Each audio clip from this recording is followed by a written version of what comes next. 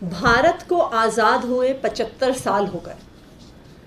इस साल पूरा देश आज़ादी का अमृत महोत्सव मना रहा है। हम आज़ादी के 75वें साल की सालगिरह मना रहे हैं और प्रधानमंत्री मोदी जी खुद लाल किले पे खड़े होकर कहते हैं कि हमें गर्व होना चाहिए कि भारत दुनिया का सबसे बड़ा लोकतंत्र है।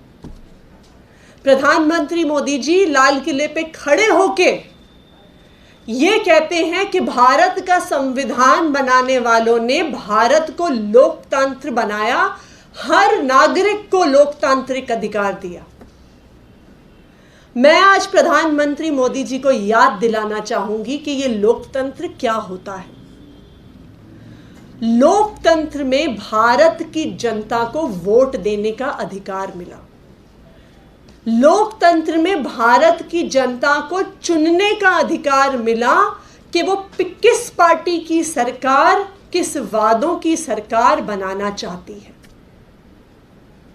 लेकिन भारतीय जनता पार्टी का लोकतंत्र में भरोसा नहीं है, या भारतीय जनता पार्टी का कह सकते हैं कि लोकतंत्र पर एक सिलेक्टिव भरोसा है। जब चुनाव होते हैं, भारतीय जनता पार्टी और सारी पार्टियां चुनाव के मैदान में उतरती हैं, कैंपेन करती हैं। जहां जहां भारतीय जनता पार्टी चुनाव जीत जाती है, वहां पर तो लोकतंत्र का फैसला, जनता का फैसला सरमाथे पर जहां जहां भारतीय जनता पार्टी चुनाव हार जाती है और किसी दूसरी पार्टी की सरकार बन जाती है, फिर वहां पे लोकतंत्र नहीं चलता। फिर वहां पर भारतीय जनता पार्टी का ऑपरेशन लोटस चलता है। क्या है भारतीय जनता पार्टी का ऑपरेशन लोटस?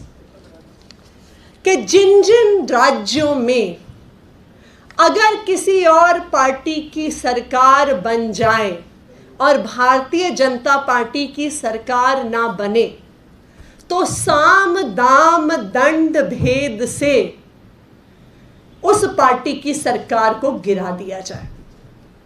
फिर चाहे उसमें केंद्रीय जांच एजेंसीज को लगाना हो, चाहे सीबीआई और ईडी को लगाना हो, उनके द्वारा केस करवाने हो, चाहे दूसरी तरफ पैसे के ऑफर देने हो, बड़े बड़े पदों के ऑफर देने हो, मुख्यमंत्री के पद का ऑफर देना हो, किसी भी साम दाम दंड भेद से दूसरी किसी भी पार्टी की सरकार बन जाए, तो भारतीय जनता पार्टी ये चक्रव्यूह बनाना शुरू कर देती है कि किस तरह से ऑपरेशन लोटस करके उस सरकार को गिराया जाए।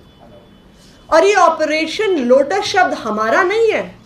भारतीय जनता पार्टी गर्व करती है अपने ऑपरेशन लोटस पर कि चुनाव से क्या फर्क पड़ता है, लोकतंत्र से क्या फर्क पड़ता है।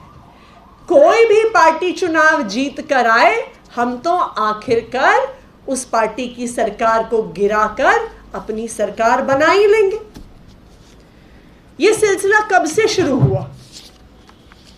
ये सिलसिला 2014 से ही भारतीय जनता पार्टी ने शुरू कर दिया।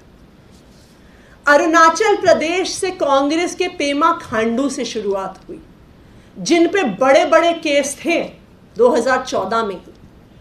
और जैसे ही उन्होंने भारतीय जनता पार्टी ज्वाइन की, सारे मुकदमे खत्म।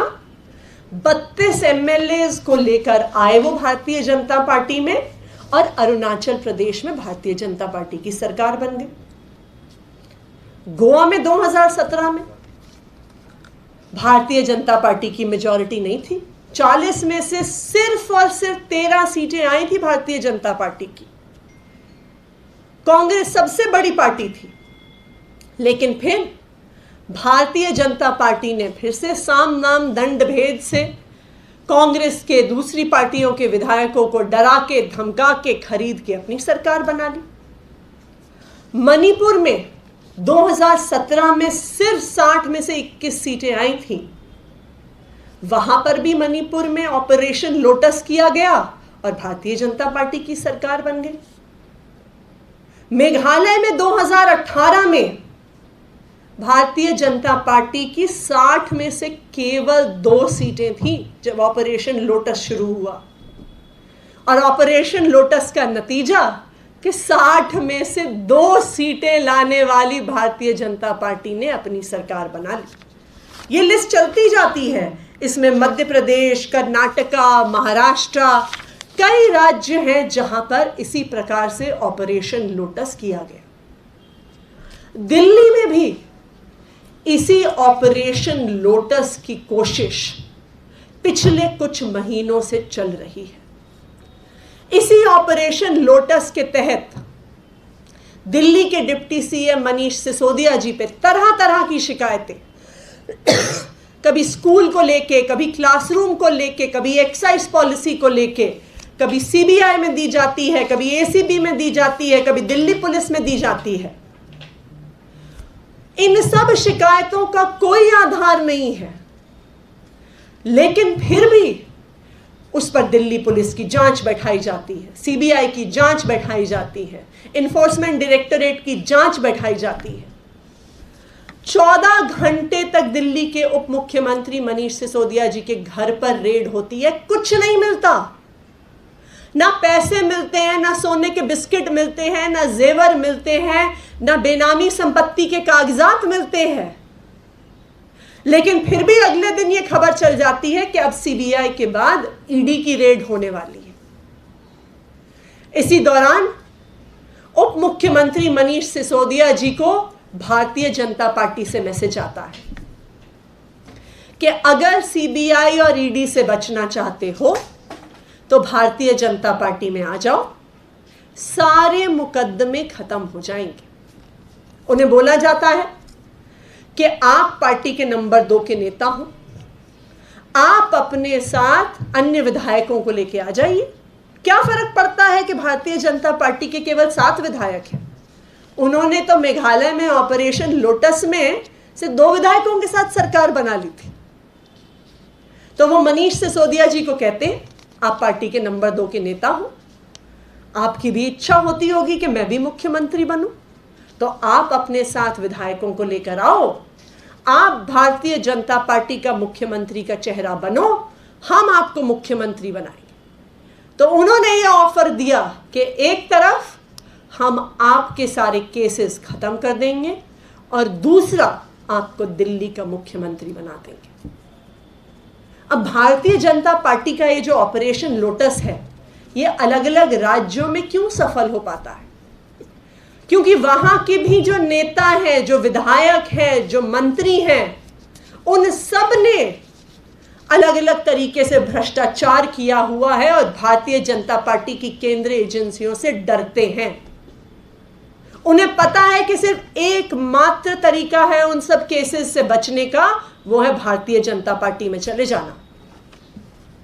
इसकी तो पूरी पोल हर्षवर्धन पाटिल ने ही खोल दी थी, जो महाराष्ट्र के एमएलए हैं, जो कांग्रेस से भारतीय जनता पार्टी में आए, जिन्होंने कहा कि जी जब से कांग्रेस से भारतीय जनता पार्टी में आया हूं, चैन की नींद सोता हूं, क्योंकि मुझे पता है कि अब मेरे पे कोई इंक्वायरी नहीं होने वाली, कोई जांच नहीं होने वाली। ये भारतीय जनता पार्टी के विधायक ने खुद कहा। तो क्यों अलग अलग पार्टियों को भारतीय जनता पार्टी तोड़ पाती है?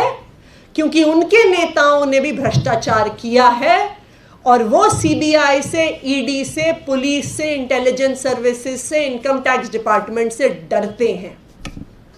लेकिन भारतीय जनता पार्टी को पता नहीं है कि जब वो मनीष सिसोदिया को ऑफर देने आते हैं तो मनीष सिसोदिया जी जैसा कट्टर ईमानदार नेता उन्हें किसी पार्टी में नहीं मिलेगा।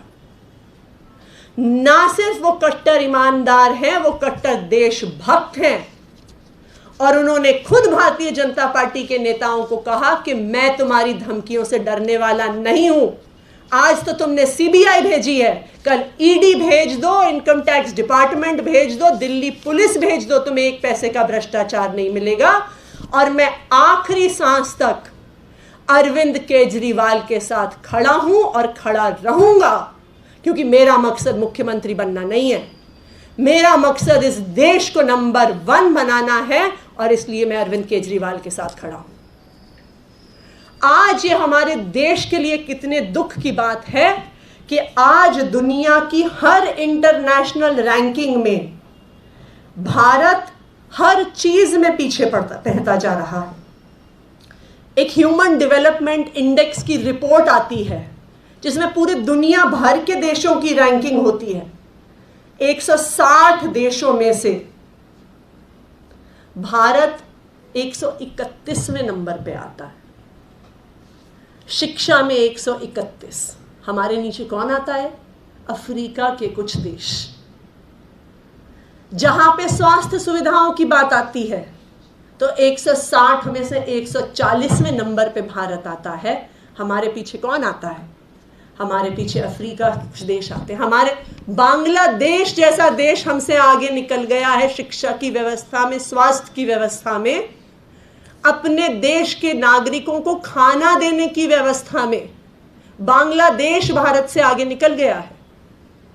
रोज हम खबर पढ़ते हैं, रोज, कि किसी गांव में कोई महिला छटपटाती हुई मर गई क्योंकि सबसे पास का अस्पताल 50 किलोमीटर दूर था, सड़क नहीं थी, गाड़ी नहीं थी, बस नहीं थी, एम्बुलेंस नहीं थी और उस महिला की मौत हो गई। आजकल हम रोज अखबार में पढ़ते हैं कि बेरोजगार युवा अपनी जान ले लेते हैं, आत्महत्या कर लेते हैं क्योंकि बेरोजगारी चरम पर है। आज भारत में एक आम परिवार को महंगाई की वजह से अपनी रोजमर्रा की जिंदगी चलानी मुश्किल हो रही है। आज हमारे युवा जो 12वीं का एग्जाम पास कर रहे हैं, कॉलेज में एडमिशन नहीं ले पा रहे हैं। भारत देश इतने बुरे हाल में है और हमारे प्रधानमंत्री और केंद्र सरकार सिर्फ और सिर्फ दूसरी पार्टियों की सरकारें गिराने में लगी हुई है। मेरा प्रधानमंत्री जी से आग्रह है कि प्रधानमंत्री जी, इस देश के युवाओं के बारे में सोचिए, इस देश की महिलाओं के बारे में सोचिए, इस देश के बच्चों के बारे में सोचिए, इस देश के नागरिकों के बारे में सोचिए। आज वो आपसे समाधान की उम्मीद कर रहे हैं और आप बैठ के दूसरी सरकारों के खिलाफ षड्यंत्र रच रहे हैं। क्या आपको लगता है कि जिस राज्य में आपकी सरकार नहीं जीती वहां पे हमें ऑपरेशन लोटस करके सरकार को गिराना है? कि जैसे मध्य प्रदेश में गिरा दी, अरुणाचल में गिरा दी, गोवा में गिरा दी, मेघालय में गिरा दी, कर्नाटका में गिरा दी, मध्य प्रदेश में गिरा दी, अब हम दिल्ली में भी गिराना चाहते हैं। मेरा प्रधानमंत्री जी से आग्रह है, ये देश हम सबका है। आज दिल्ली में हम अच्छे सरकारी स्कूल, अच्छे सरकारी अस्पताल, युवाओं को रोजगार, महिलाओं को बस की यात्रा, पूरी दिल्ली में सीसीटीवी कैमरा दे पा रहे हैं। तो आप दिल्ली के मुख्यमंत्री, उप मुख्यमंत्री को बुलाइए, उनके साथ बैठिए कि जैसे आपने दिल्ली में समस्याओं का समाधान किया है वो भी सरकार को मुनाफे में रखते हुए, तो हम और राज्यों में कैसे कर सकते हैं, हम पूरे देश में कैसे कर सकते हैं। आज प्रधानमंत्री जी, देश को ऑपरेशन लोटस की जरूरत नहीं है। आज देश को जरूरत है प्रधानमंत्री के नेतृत्व की। आज देश को जरूरत है सारी पार्टियों को साथ काम करने की। तो आज मेरी प्रधानमंत्री जी से अपील है कि वो और पार्टियों की सरकारें गिराने के बजाय देश के विकास पे ध्यान दें, देश के लोगों पे ध्यान दें। धन्यवाद। कोई क्वेश्चंस? जी, बीजेपी के सुधांशु त्रिवेदी ने प्रेस कॉन्फ्रेंस किया है और डिटेल्ड नए आरोप लगाए हैं आप लोगों पे कि जो एक्साइज पॉलिसी फॉर्मुलेट की गई थी उसमें लेवल प्लेइंग ग्राउंड नहीं था, अनड्यू एडवांटेज पहुंचाने के लिए पॉलिसी बनाई गई। इंडो स्पिरिट एक मैन्युफैक्चरर है जिसको L1 लाइसेंस दिया गया, जो मैन्युफैक्चरर भी है, फिर वो रिटेलर और होलसेलर डिस्ट्रीब्यूटर सब बन गया। इस तरह के बड़े नए और बड़े आरोप लगाए गए हैं। चलिए, कम से कम भारतीय जनता पार्टी ने आज अपनी नई स्क्रिप्ट की जो शुरुआत करी है, कम से कम उन्होंने ये तो मान लिया कि जो स्क्रिप्ट 1 महीने से चला रहे थे उस स्क्रिप्ट में कोई दम नहीं था। क्योंकि पिछले 1 महीने से जो स्क्रिप्ट भारतीय जनता पार्टी के प्रवक्ताओं को मिला था उसमें 4 आंकड़े थे। एक 8,000 करोड़ का घोटाला, एक 1,100 करोड़ का घोटाला, एक 144 करोड़ का घोटाला और एक 30 करोड़ का घोटाला। ये 4 घोटाले पिछले 1 महीने से भारतीय जनता पार्टी की जो ये स्क्रिप्ट है उसमें चल रहे थे। अब भारतीय जनता पार्टी के साथ समस्या ये हो गई कि सीबीआई ने एफआईआर फाइल कर दी और उस एफआईआर में चलिए 8000 नहीं, 1100 भी नहीं, पर 144 और 30 करोड़ तक भी एफआईआर नहीं पहुंची। तो अब भारतीय जनता पार्टी को कोई नई स्क्रिप्ट की ज़रूरत है। लेकिन जैसे एक्साइज पॉलिसी का हर कदम, एक्साइज पॉलिसी की हर डिसीजन जिस प्रकार से 100% लीगल तरीके से दी गई है, वैसे ही चाहे लाइसेंसेस दिए जाने हो, चाहे वेवर्स दिए जाने हो, सब कुछ 100% ड्यू प्रोसेस से हुआ है। मैं तो देखिए, अब तो उन्होंने सीबीआई की जांच शुरू कर ही दी है, सारे कागजात भी उनके पास हैं, तो अब उन्हें प्रेस कॉन्फ्रेंस करने की क्या ज़रूरत है? अगर इतना बड़ा घोटाला है तो सीबीआई को तो पता चल जाएगा। अब तो सारे डॉक्यूमेंट्स उनके पास हैं, अब तो वो फ़ोन भी ले गए, कंप्यूटर भी ले गए, फाइल भी ले गए, हार्ड डिस्क ले गए, सब कुछ ले गए। तो अगर इतना बड़ा घोटाला हुआ है जैसा सुधांशु त्रिवेदी जी कह रहे हैं, तो सीबीआई को सुधांशु त्रिवेदी जी से पहले पता होना चाहिए ना। लेकिन ये भारतीय जनता पार्टी की सिर्फ और सिर्फ नई स्क्रिप्ट है, क्योंकि पिछली स्क्रिप्ट फेल हो गई है और ये स्क्रिप्ट भी आने वाले 2-3 हफ्ते चलेगी। उसके बाद एक नई स्क्रिप्ट लॉन्च कर दी जाएगी कि हो सकता है कि उसमें 8000 के बजाय 10,000 करोड़ का घोटाला हो जाए, लेकिन इनमें से किसी भी आरोप में कोई भी आधार, कोई भी प्रमाण नहीं है।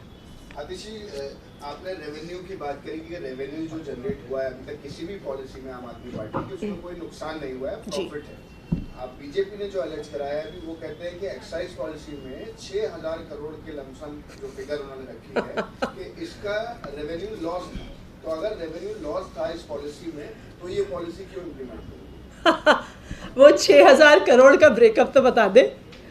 अभी तक जैसे मैंने कहा, वो पिछले 1 महीने से 4 आंकड़े बता रहे थे, 8000, 1100, 144 और 30। अब वो चारों आंकड़े गायब हो गए। आज 6000 का नया आंकड़ा वो लेके आए हैं। शाम तक उनके प्रवक्ता 4 और आंकड़े बता देंगे। क्योंकि देखिए, समस्या क्या है कि अगर वो किसी तथ्य के आधार पर बात कर रहे होते हैं, तो तथ्य के आधार पर तो बात कंसिस्टेंट रहती है ना। मतलब ये नहीं हो सकता कि घोटाला 8000 का भी है और 1100 का भी है और 144 का भी है और 30 करोड़ का भी है और 6000 का भी है। लेकिन हो ये रहा है कि भारतीय जनता पार्टी के जो प्रवक्ता हैं, वो आजकल बॉलीवुड स्क्रिप्ट राइटर्स का काम कर रहे हैं। अब वो जैसे नेटफ्लिक्स की सीरीज़ होती है ना कि उसमें एक एपिसोड के बाद अब अगला एपिसोड आना है। अब भाई जब अगला प्रेस कॉन्फ्रेंस करना है, सीरीज़ की अगली पीसी उनको रिलीज़ करनी है, तो उसमें जैसे अगले एपिसोड के लिए कुछ स्क्रिप्ट लिखना पड़ता है ना, तो उनको भी लिखना पड़ता है। अब हम अक्सर ये देखते हैं कि नेटफ्लिक्स की सीरीज़ में जब वो 4th-5वें सीज़न तक पहुंच जाती है ना, तो उसमें अजीब अजीब चीज़ें होने लग जाती हैं जो निराधार होती हैं, जो हम सोचते हैं कि भाई अब सीरीज़ ख़त्म कर दो, अब तुम्हारे पास भी बात नहीं बची है। तो आजकल भारतीय जनता पार्टी की प्रेस कॉन्फ्रेंस नेटफ्लिक्स की सीरीज़ का सीज़न 5 हो गया है, जहाँ पे उनके पास कोई बात कहने को बची नहीं है, पर बेचारों को रोज़ डायरेक्टर कहता है कि अब जाओ बैठो कैमरा के सामने, तो रोज़ कोई मनगढ़ंत आरोप वो लोग बना देते हैं। Thank you.